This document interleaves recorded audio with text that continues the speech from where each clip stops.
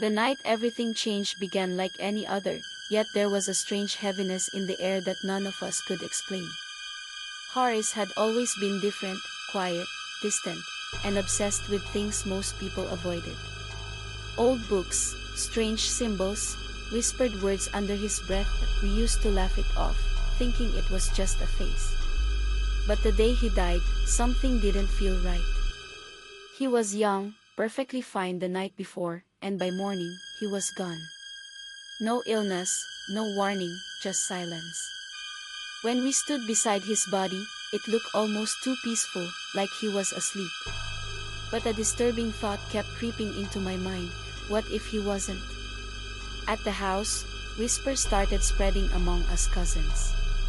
One of them claimed he saw the body move, just slightly, like a shoulder twitch. Another said the cloth covering his feet shifted on its own. At first, we dismissed it as fear playing tricks on us, but deep down, we all felt it, something was wrong. Even the gravedigger seemed uneasy during the burial. He kept looking at the body as if something didn't add up. Later, he quietly asked us if we were absolutely sure Horace was dead. That question alone was enough to shake us. It planted a fear that wouldn't leave our minds. That night, guilt took over.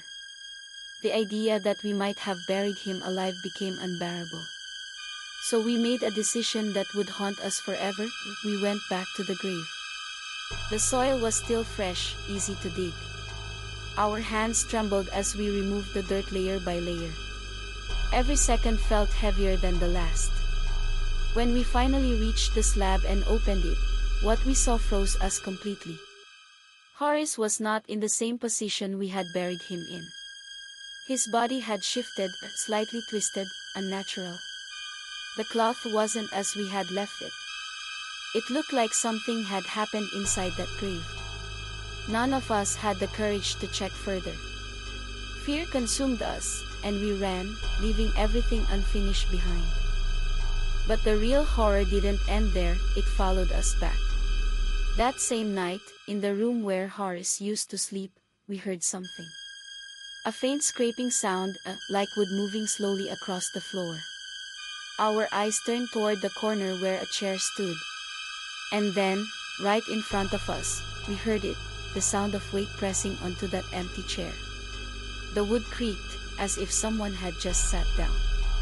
But no one was there. The air turned cold, suffocating. We couldn't move, couldn't speak. It felt like something unseen was watching us, sitting among us. The next morning, we returned to the graveyard, hoping to fix what we had done. But what we found was even worse. The grave had been disturbed again, and this time, the body was outside. Not dragged away, not destroyed, just placed beside the grave. Perfectly wrapped, but no longer inside. The gravedigger was terrified. He swore he had sealed the grave properly the night before. There were no signs of animals, no footprints, nothing that could explain it. That's when we realized this was no longer about doubt, this was something beyond understanding. As the events continued, strange things started happening inside the house. Sounds came from locked rooms. Objects moved without reason. And one of us claimed he saw Horace sitting on his bed in the middle of the night, silent, motionless, but present. That was the moment we knew this wasn't just fear or imagination.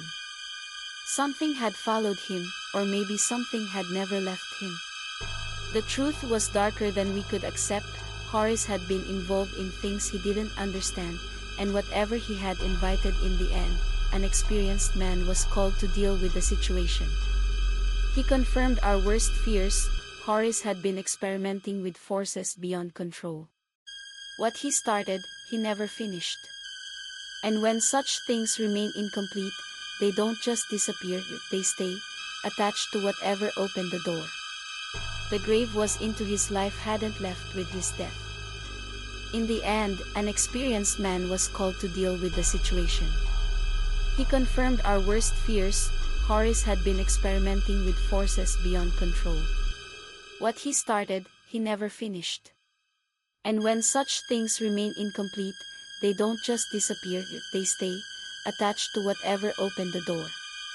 The grave was sealed again, this time with precautions.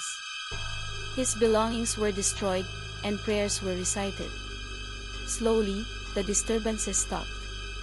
But even now, the memory remains, a reminder that some doors should never be opened.